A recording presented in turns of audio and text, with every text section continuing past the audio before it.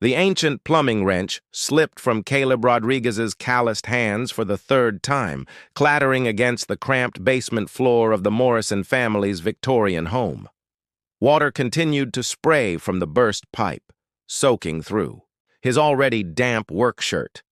His knees ached from crouching in the confined space for the past 4 hours, but the family upstairs, a young mother with twin toddlers, desperately needed their water restored before nightfall. "Just hold on a little longer," Caleb muttered to himself, wiping sweat and grime from his forehead with the back of his sleeve. At 45, his body protested these emergency calls more than it used to, but he couldn't bring himself to leave. A family without running water, especially not on his birthday. His phone buzzed with another text from Elena. "Hannah's friends are here for cake. When will you be home?" Caleb glanced at his watch, 6:30 p.m. The birthday dinner Elena had planned was supposed to start at 6. He typed back quickly with dirty fingers. "Almost done. Save me some cake. Love you." 20 minutes later, he finally sealed the last joint and tested the repair. Clean water flowed smoothly through the pipes, and Mrs. Morrison's grateful tears made the ache in his back seem insignificant. She pressed a warm plate of homemade cookies into his hands along with her payment, thanking him repeatedly for saving their evening routine with the babies. Caleb drove home through the affluent neighborhood where he'd moved his family 5 years ago, the truck's radio playing softly as he admired the manicured lawns and pristine driveways. Every mortgage payment was a stretch, but Hannah deserved to attend the best high school in the district.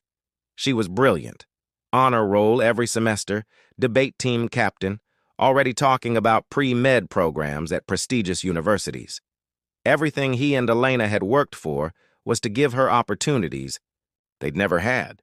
The Rodriguez house glowed warmly in the evening light, Elena's flower boxes adding splashes of color to their modest but well-maintained home.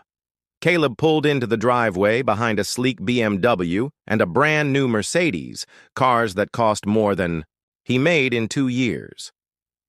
Hannah's friends from St. Catherine's Preparatory Academy came from old money families, the kind where college funds were never a concern, and career choices were about passion rather than necessity. He grabbed his toolbox from the truck bed and headed for the side entrance, hoping to clean up before greeting anyone. But as he rounded the corner, he could hear laughter spilling from the open kitchen windows, along with Hannah's voice describing her latest academic achievement. "Hannah's always been exceptional," came an unfamiliar voice, crisp, confident, with the unmistakable cadence of private school education. "Maya and I were just saying how lucky she is to have such supportive parents who prioritize her education." Caleb paused at the back door, suddenly conscious of his stained work clothes and the dirt caked under his fingernails. Through the screen, he could see Hannah at the kitchen island with 2 impeccably dressed girls. Maya wore designer jeans that probably cost more than most people's monthly grocery budget, while Jessica sported a delicate gold necklace that caught the light with every gesture. Elena appeared in the doorway, her face lighting up when she saw him. "There's the birthday boy. Girls, I'd like you to meet my husband, Caleb." He stepped inside, setting his toolbox by the door and extending a still damp hand. "Sorry I'm late. Emergency call ran longer than expected." Maya accepted his handshake with barely concealed distaste, discreetly wiping her hand on her designer jeans afterward. Jessica managed a polite smile, but stepped back slightly, as if his presence somehow diminished the kitchen's cleanliness. "Dad fixes people's plumbing," Hannah said with a casual shrug, not meeting his eyes. "It's not glamorous, but someone has to do it, right?" The words hit him like cold water. Not "my father helps families" or "dad runs his own business." Just fixes people's plumbing with the same tone she might use to describe taking out trash. "How practical," Maya said, exchanging a glance with Jessica. "My father's in investment banking. Jessica's dad owns that tech company downtown. You know, the one that just went public. And Hannah's going to be a doctor," Jessica added, brightly. She'll probably make more in her first year than most people make in a decade. Elena's jaw tightened almost imperceptibly, but she maintained her gracious smile.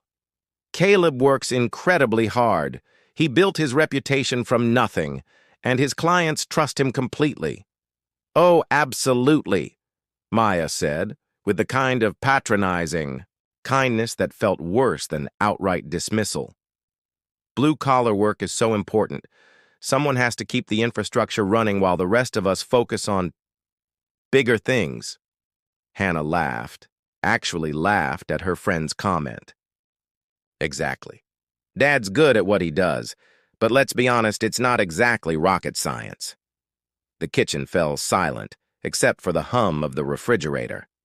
Caleb felt something crack inside his chest, a pain sharper than any physical injury he'd endured. Crawling through sewers or wrestling with frozen pipes.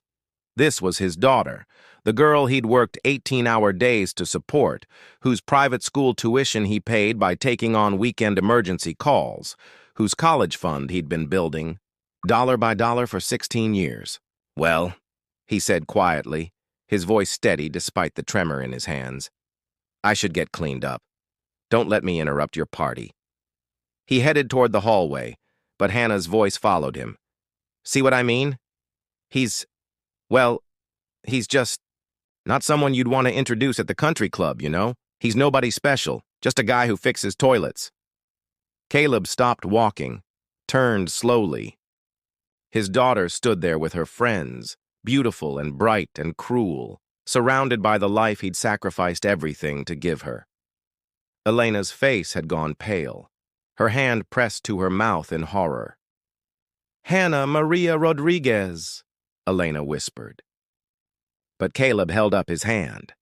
When he spoke, his voice carried the weight of every early morning, every aching back, every time he'd chosen his daughter's dreams over his own comfort.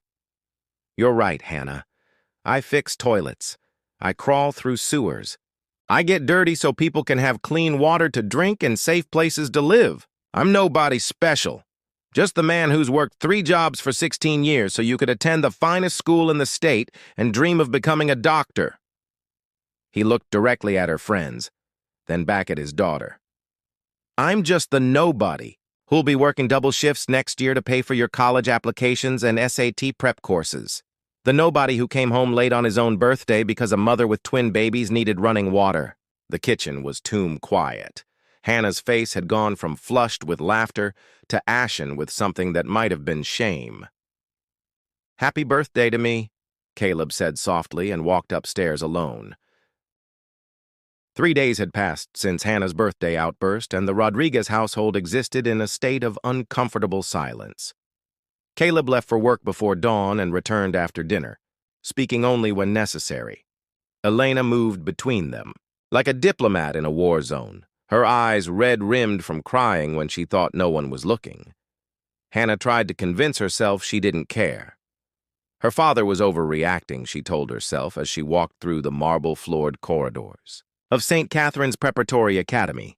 She'd simply stated facts, uncomfortable truths that her friends already knew anyway. Why should she pretend her family was something they weren't?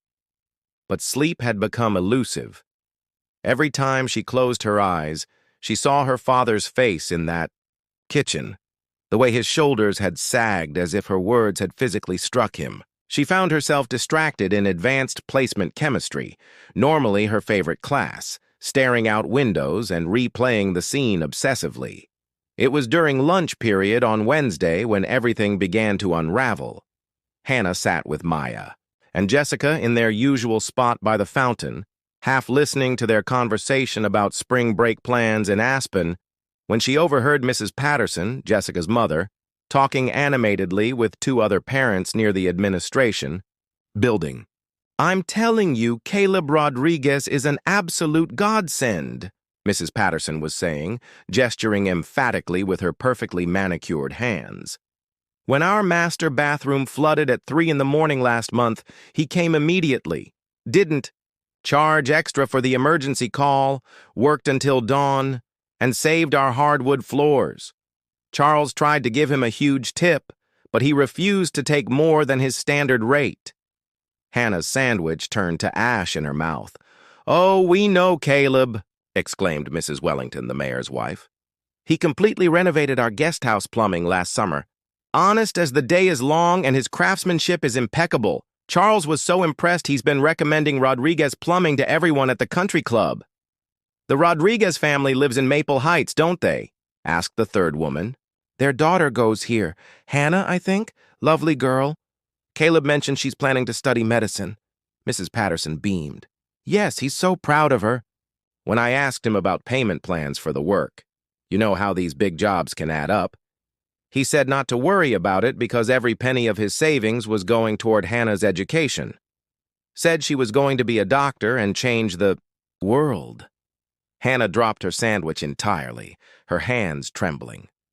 Maya and Jessica had noticed her distraction, following her gaze toward the parent group. "What's wrong with you?" Maya asked. "You look like you've seen a ghost." Before Hannah could respond, Mr. Thompson, her guidance counselor, approached their table. A kind man in his 50s with graying temples and wire-rimmed glasses, he'd been helping Hannah navigate college applications since her sophomore year. "Hannah, could I speak with you for a moment? I have some information about your financial aid applications."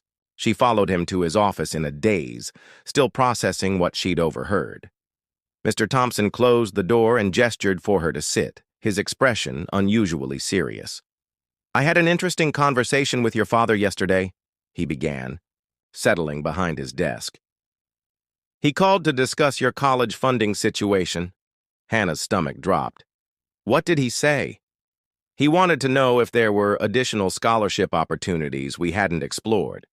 He's concerned that even with your academic achievements, the cost of medical school after undergraduate studies might be prohibitive." Mr. Thompson leaned forward, his voice gentle but firm. "Hannah, I've been a counselor for 25 years, and I've never had a parent call me in tears because they were worried they couldn't provide enough for their child." Dad was crying? The words came out as barely a whisper. He was. "He told me about a conversation you'd had recently. Said maybe he wasn't the kind of father who could give you everything you deserved. He asked if I thought you'd be better off, if he weren't holding you back." Hannah felt the room spinning. "He said that?" "He also said something else." Mr. Thompson pulled out a file folder. "He said he'd taken on additional weekend work for the past 3 years and that he'd been setting aside money from a second job. He's been working nights at the hospital, maintenance work to build your college fund. He wanted to make sure I knew the exact amount available so we could plan accordingly." The file folder contained bank statements and deposit slips, all marked with Caleb's careful handwriting. Hannah stared at the numbers, realizing for the first time the magnitude of her father's sacrifice. Deposits made at midnight after his day job ended. Weekend emergency calls that took him away from family time. Every entry represented hours of back-breaking work, motivated by love for a daughter who had just called him nobody. "There's something else," Mr. Thompson continued. "Your father mentioned that emergency call on Sunday, the one that made him late for his birthday dinner. Do you know what that was about?" Hannah shook her head, not trusting her voice. "The Morrison family, young mother, twin toddlers, burst pipe that would have flooded their home. Your father worked for hours in a cramped basement, refused extra payment because he knew they were struggling financially. Mrs. Morrison called me because she wanted to write a letter of recommendation for you. Said any daughter of Caleb Rodriguez must be exceptional because he was one of the most selfless men she'd ever met." The tears came then, hot and unstoppable. Hannah thought about her father coming home dirty and exhausted on his own birthday, only to be greeted by her casual cruelty and her friend's condescension. She remembered his face, not angry, just broken, as she'd dismissed 16 years of sacrifice with careless words. "I don't understand," she managed between sobs. "Why didn't he tell me? About the second job? The extra work? Everything?"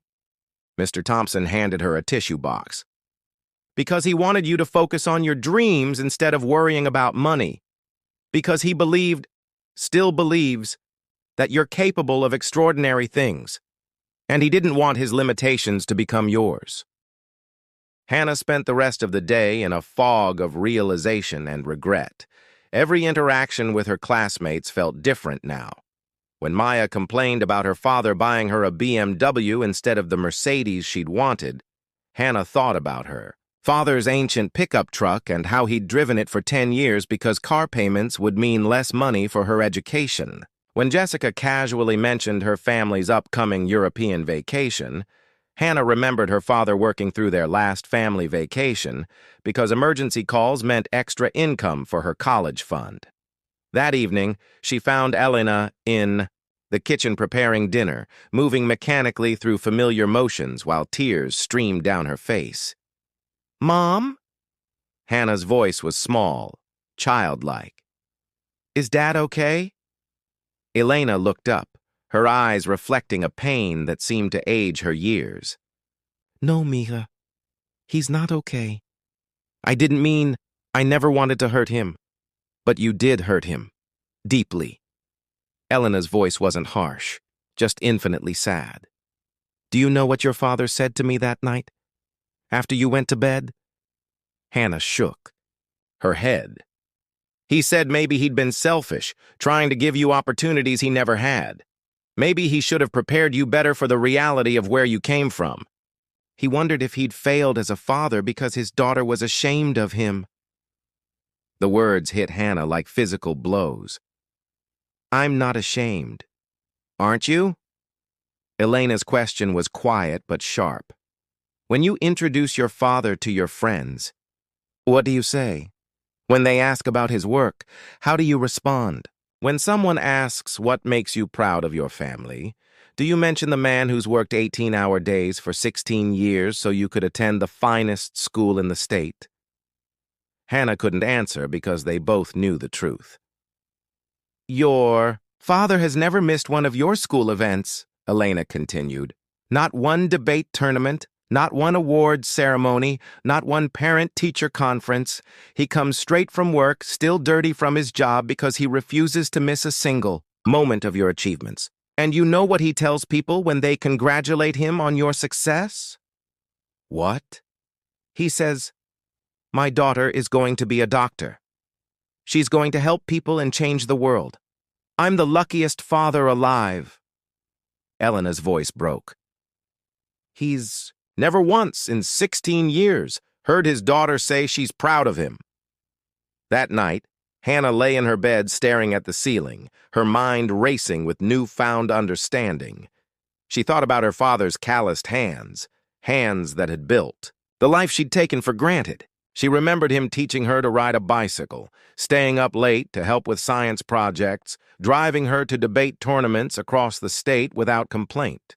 She thought about Mrs. Patterson's words at school, about the respect her father commanded in the community, about families who trusted him with their homes and their emergencies. She realized that while she'd been embarrassed by his profession, he'd been quietly building a reputation as someone people could depend on, someone who showed up, did the work, and made people's lives better.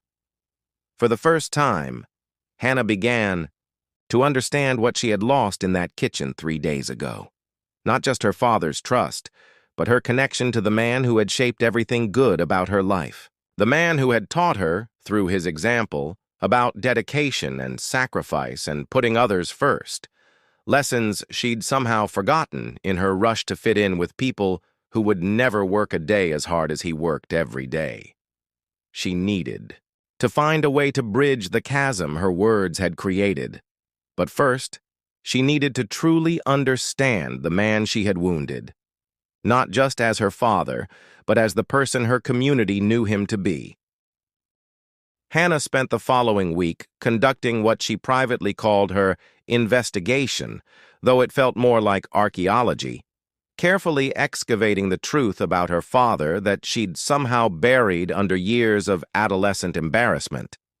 It started with Mrs. Chen, their elderly neighbor, whom Hannah found weeding her garden on Thursday afternoon.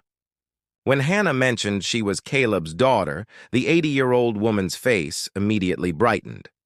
"Your father is an angel," Mrs. Chen said, struggling to her feet with arthritic joints. When my pipes froze last winter and I had no money, to pay a plumber, he came anyway. Worked for hours, refused payment, and came back 3 times to make sure everything stayed working. He said his own daughter would want someone to help her grandmother the same way. The next stop was Roberto Santos, her father's longtime friend who ran Santos Construction.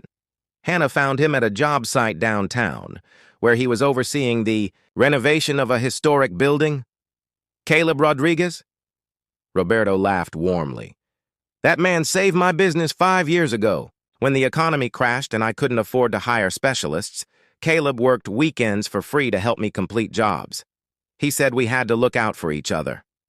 Roberto's expression grew serious. Your father has more integrity in his little finger than most men have in their whole body. You should be proud. The word should hit Hannah like a slap. She should be proud. She should have been proud all along. Friday afternoon found her at the Morrison house, the emergency call that had made her father late for his birthday dinner. Mrs. Morrison answered the door with one toddler on her hip and another clinging to her leg, looking frazzled but welcoming. You're Caleb's daughter. Please, come in. I've been meaning to call your father. The pipe repair is still perfect, and he saved us thousands in flood damage. She shifted the child to her other hip. When I tried to pay him extra for coming, on his birthday, he said his daughter would understand that families help each other when they're in need. That evening, Hannah sat at her desk and began writing. Not an assignment for school, but something far more important. A letter that would become the foundation for everything that came next. Dad, I'm writing this because I don't think I can say these words out loud without crying, and you deserve better than my tears right now. You deserve my understanding. I spent this week talking to your clients, your friends, our neighbors. I learned that while I've been embarrassed by your work, you've been quietly building something I never saw. A reputation as someone people can depend on when everything goes wrong. Mrs. Chen calls you an angel. Roberto says you saved his business. Mrs. Morrison says you saved her family's home on your own birthday. I also talked to Mr. Thompson about college funding. I learned about your second job, the weekend work, the sacrifices you've made that you never wanted me to know about. I learned that while I was complaining about not having the newest phone or designer clothes like my friends, you were working midnight shifts at the hospital so I could attend the best school in the state. I learned that you cry when you talk about me to my guidance counselor, not because you're ashamed of me, but because you're worried you're not good enough for me. Dad, I have something to tell you. You are good enough. You are more than good enough. You are extraordinary. Hannah paused, wiping tears from her cheeks before continuing. I want to fix this. I want to show you and everyone else who you really are. I want to make you proud of me the way I should have been proud of you all along. Will you let me try? Love, your daughter. She slipped the letter under her parents' bedroom door that night, then lay awake listening for any sound from their room. Around midnight, she heard her father's muffled sobs through the thin walls, followed by her mother's gentle whispers. Saturday morning, Caleb knocked softly on Hannah's door.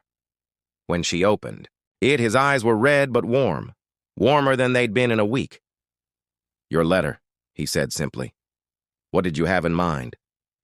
Hannah's plan was ambitious, requiring coordination with Elena, several phone calls, and one very important conversation with Principal Davis at St. Catherine's. She'd submitted a proposal for an independent study project about essential workers in the community, with a focus on skilled trades and their economic impact. It's an excellent topic, Principal Davis had agreed, very relevant to current discussions about workforce development and economic recovery. When would you like to present your findings? Next Friday, Hannah had said, and I'd like to invite some community members to attend, including my research subject. The following Friday arrived gray and drizzly, but Hannah felt electric with nervous energy. She'd spent every evening that week preparing her presentation, conducting additional interviews, and coordinating with Elena for the surprise she'd planned afterward. The presentation took place in St. Catherine's Lecture Hall, with Hannah's classmates, several teachers, Principal Davis, And, though he didn't know it yet, several dozen community members Elena had quietly invited, all seated in the back rows. Hannah began with statistics: the economic impact of skilled trades, the projected shortage of qualified tradespeople, the essential nature of infrastructure maintenance. But then her presentation took a personal turn. Today, I want to tell you about a man who embodies everything positive about skilled trades in America, she said, clicking to a slide that showed a photo of Caleb in his work uniform, smiling beside his truck. "This is my father, Caleb Rodriguez," Juan saw Maya and Jessica exchange surprised glances in the front row. They'd never seen Hannah display a photo of her father before, let alone speak about him publicly. "My father started Rodriguez Plumbing 15 years ago with nothing but a used truck, a toolbox, and a commitment to honest work. Since then, he's built a business based on integrity, reliability, and service to others." Hannah clicked through, slides showing testimonials from clients, photos of Caleb's work, and documentation of his community involvement. She spoke about the Morrison family's emergency, Mrs. Chen's frozen pipes, Roberto's construction company, and dozens of other instances where her father had gone above and beyond his job description. "But the most important thing about my father isn't his professional success," Hannah continued, her voice growing stronger with each word. "It's his character. He taught me that honest work has dignity, that helping others is never beneath you, and that a person's worth isn't measured by their income or social status, but by their contributions to their community." She paused, making eye contact with her classmates. "Last week, I made a terrible mistake. I let embarrassment and social pressure make me ashamed of the man who sacrificed everything so I could have opportunities he never had. I called him nobody special. The cruelest words I've ever spoken, because they couldn't be further from the truth." Hannah clicked to her final slide. A photo Elena had taken without Caleb knowing, showing him teaching a young Roberto Santos how to install water heater, both men smiling as they worked. "Caleb Rodriguez is somebody very special. He's a master craftsman, a respected businessman, a pillar of our community, and the best father a daughter could ask for. He's taught me that there's no shame in honest work, only honor. And today, I want to publicly thank him for everything he's given me, including the most important lesson of all, that a person's character is built not by what they have, but by what they give to others." The applause started slowly, then built to a crescendo. Hannah looked out at the audience and saw tears in Principal Davis's eyes, nodding approval from her teachers, and something resembling respect on her classmates' faces. But the real surprise came when Elena appeared in the doorway, leading a confused-looking Caleb into the lecture hall. Behind them filed Mrs. Chen, Roberto Santos, the Morrison family, Mrs. Patterson, and several other clients, Mr. Thompson, and at least 20 other people whose lives Caleb had touched. "What's happening?" Caleb whispered to Elena, overwhelmed by the crowd. "Your daughter wanted to show you something," Elena replied, guiding him to the front of the room. Hannah stepped away from the podium and faced her father directly. "Dad, I owe you an apology that's bigger than words can contain. But I wanted to start by showing you what I should have seen all along. That you're not just my father, you're a hero to dozens of families in this community." She gestured to the gathered crowd. "These people are here because you've made their lives better. You've solved their problems, saved their homes, and treated them with respect and fairness. You've built something beautiful with your hands and your heart, and I've been too foolish to see it." Caleb looked around the room at faces he recognized. Clients, neighbors, friends, colleagues, all of them smiling at him with genuine affection and respect. Mrs. Chen waved from her wheelchair. Roberto gave him a thumbs up. Mrs. Morrison held up her twins, who giggled and reached toward him. "I want to ask your forgiveness," Hannah continued, her voice breaking slightly. "Not just for what I said, but for all the times I failed to see you clearly. For all the times I took your sacrifices for granted. For all the times I should have said I was proud of you and didn't." She took a deep breath. "I'm saying it now. in front of everyone who matters to both of us. I am proud to be Caleb Rodriguez's daughter. I am proud that you taught me about hard work, about integrity, about putting others before yourself. I am proud that when people in this community have problems, they call you because they trust you completely. Caleb's composure finally cracked. Tears streamed down his weathered face as he stepped forward and pulled his daughter into a fierce embrace. I love you, Mia, he whispered. I've always been proud of you. Always. I love you too, Dad. And I'm sorry it took me so long to understand what everyone else already knew, that you're extraordinary. The crowd erupted in applause again, but Hannah barely heard it. She was too focused on her father's face, seeing joy replace the pain that had lived there for weeks. Later, as the crowd mingled and shared stories about Caleb's impact on their lives, Hannah found herself approached by Maya and Jessica. She braced for their reaction, unsure how her wealthy classmates would respond to her public embrace of her father's profession. Hannah, Maya said quietly, that was incredible. I had no idea your dad was so accomplished. I mean, Jessica added, looking genuinely thoughtful, when you think about it, he's basically an entrepreneur. He built his own business from nothing, has dozens of satisfied customers, provides an essential service. That's pretty impressive. Hannah smiled, realizing that her friend's respect for her father didn't matter nearly as much as her own. But it was still nice to hear. As the evening wound down and guests began to leave, Caleb found himself surrounded by his family in the now empty lecture hall. Elena squeezed his hand while Hannah stood beside them, looking more like the young woman she was becoming than the child she'd been. You know what the best part of tonight was? Caleb asked, looking at his daughter. What? Hearing you say you're proud of me. I've been waiting 16 years to hear those words. Hannah felt fresh tears threatening. I'm going to say them a lot more often. And Dad, the next time someone asks me what you do for a living, I'm going to tell them you're the person people call when they need someone reliable, skilled, and trustworthy. I'm going to tell them you're the man who taught me that honest work is honorable work, and that the best way to measure a life is by how much you've helped others. Caleb smiled through his tears. That sounds perfect, Mija. Just perfect. As they walked out into the parking lot together, Hannah slipped her arm through her father's. For the first time in years, she felt the deep satisfaction that comes from seeing clearly, seeing her father not through the lens of adolescent embarrassment or social pressure, but through the eyes of love and genuine respect. She was Caleb Rodriguez's daughter, and she wouldn't have it any other way.